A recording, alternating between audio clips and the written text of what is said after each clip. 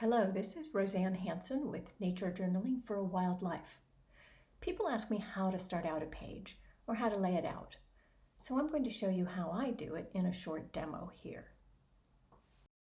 So the first thing we're going to do is the metadata. This is the data that goes with your nature data. So things like the date, the location, and then I draw a grid framework where I put in symbols for the moon, the sunrise.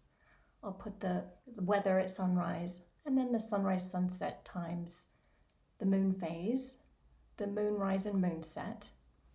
Then I'll do the longitude and latitude and the elevation.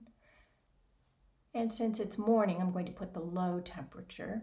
I also put in the wind speed and wind direction. I'll leave the high blank, and then I leave a blank for the end of day. The prose, I then just start in with a really great description of what's going on around me. It's a beautiful morning, it's cold. I heard a vermilion flycatcher. I'll underline the species names so they kind of pop out. Then I just keep describing what's going on. This is a warm-up exercise. It's a great way to start out your pages and get into the zone of nature journaling. Then depending on how much time I have, and I didn't have very much time this morning, I'll choose something simple to draw.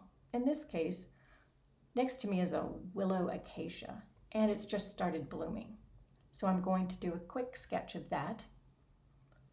Just some nice, easy pen work. A little bit of shading. I'll put in the colors and that it's ×1, meaning this is life size in the journal. So there you have a pretty great page already. I might later, if I have time, add watercolor.